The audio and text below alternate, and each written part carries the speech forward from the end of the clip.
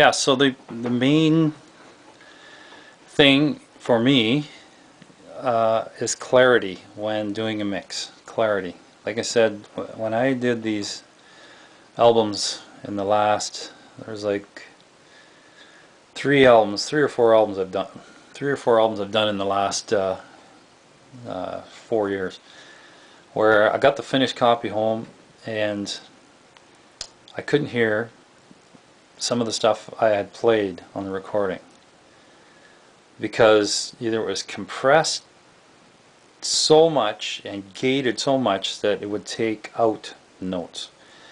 Now I'm a drummer that uses what they call ghost strokes. That is small soft notes that you play on the snare drum and around the toms, but mainly on the snare drum, that are subdivisions of the main hit that you always hear. Now those subdivisions help the groove. Okay, that's those ghost strokes. That goes back to jazz players from way back, funk players. You know what? Rock players just don't do it nowadays. There might be a few, but so when I hear my recording, my drum tracks come back to me, and those ghost strokes are squashed out. Let's say it just irks me because first of all, you're paying money for a recording, and if you're not hearing it, it's a letdown. You're only getting half what I've played, and you know, I feel like I've let the musicians down in the band, with that. And the reason why I feel that way is some of the studios don't let the band participate in the final mix. I don't know when that ever started, but that is, what's the word? Horseshit. If you're spending $3,000, $4,000, you want to hear exactly what you're paying for. So I've been disappointed in that. That's another reason why I got into recording, because I got tired of that. So with my band Flat Stanley and my solo stuff, I strive to at least make it that you hear everything, at least at some level. Not buried, not squashed, nothing like that. So that's one of my peeves, and another reason why I got into the recording.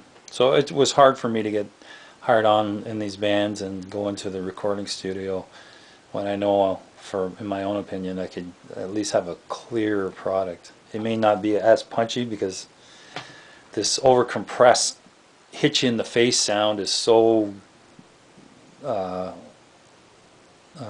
popular now. There's just no dynamics left. It just sounds like one volume from the beginning to the end. So a lot of people ask, well, about the kick drum sounds I'm using.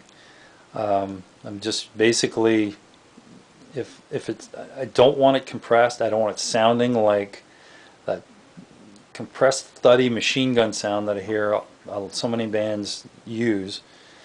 You don't need that sound. It was, if you go back in history of music, the bass drum sounded way better back in the old days. There's a drummer named Gavin Harrison. Just love this guy's playing. He's with a band called Porcupine Tree.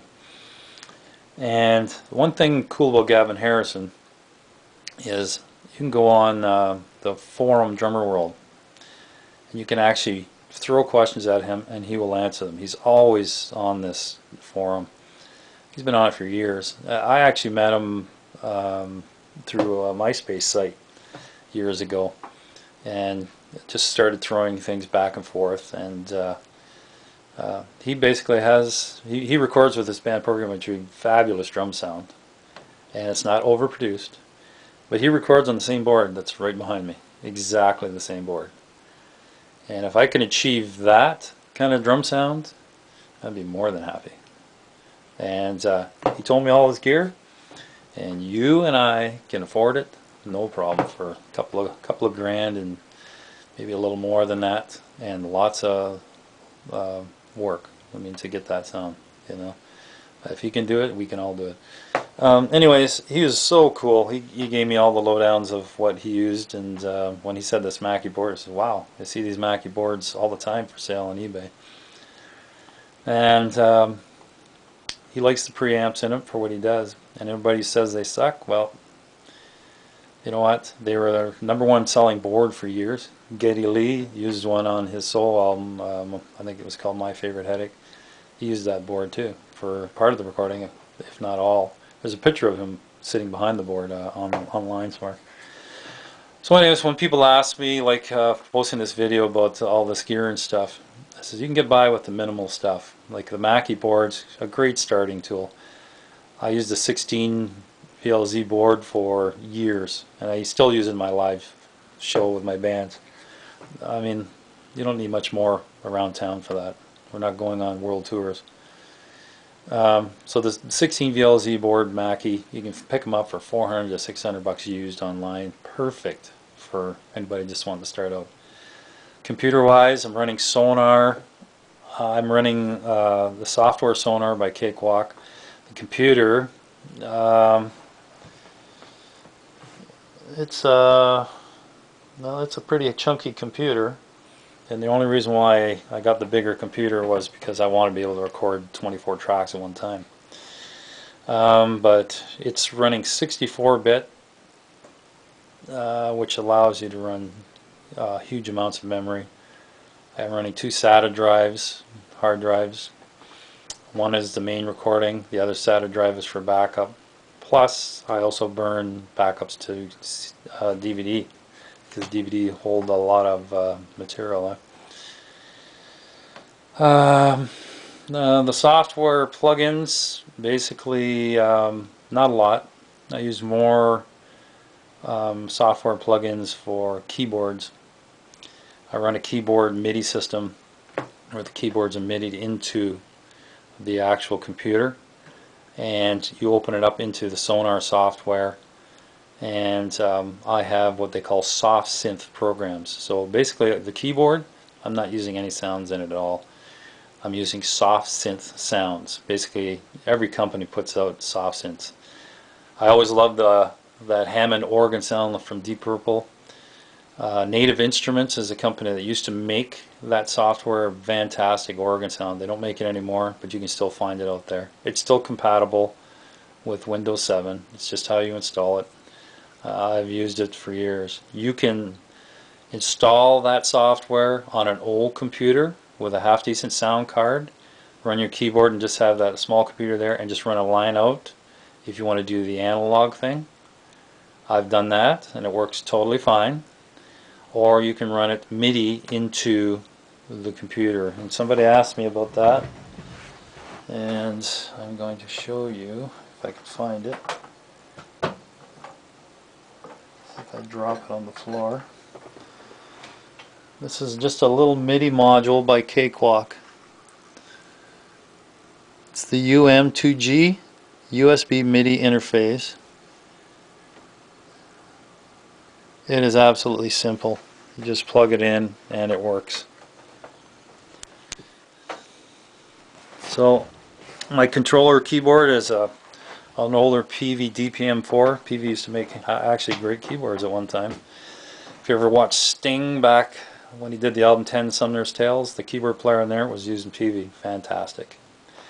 So anyways, what was the other question that someone asked me was how many mics on the kit? Well, I've recorded a lot of my songs with just 3 microphones. One in front of the kick, one over the snare like above your head, and one to the right of the kit or the drummer's right shoulder. There's a name for that system, and it may even be the guy that recorded John Bonham. But anyways, equal measurement between the 3 mics to the drum set, and they do kind of focus on the snare drum. You get great results with that, but I play a bigger kit sometimes and it won't work for that. So with the bigger kit like the one behind me there, I've individually mic'd everything. So there's 16 mics on the kit, and I'm experimenting with that. I've used less, I've actually used more, but I'm just trying 16 just to try and work out phasing problems and things like that. There's 16 mics. The snare drum has 2, one above, one below, both out of phase with each other. It's I don't know if you know what that means, but if you were to keep them in regular phase, especially in cymbals, you would hear cymbals going in the mix. So if you have two overheads, you want one out of phase, or you can V them away from each other so you don't get that effect. But on a snare drum, when you have, you know, minimal distance between the two mics, you want one out of phase. Double kick, I've learned that putting one out of phase in recordings works very well in certain situations, and others it doesn't. It just depends on the music, depends on how many toms you got on top, how many mics are above it on the toms. So lots of experimenting. Each situation is unique. Every time I set up a drum set, you figure, oh, I'm going to set up the same way and get the same sound. Never going to happen.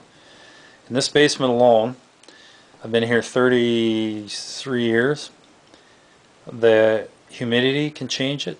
Cold in the winter, heat from the furnace, the sound will always be different. It's just not a controlled environment. So one day you might have great drum sound, and you come 2 days later, it's a bit colder, the drums just don't sound the same. Just one of those things. I've not found the almighty secret to perfect drum sound.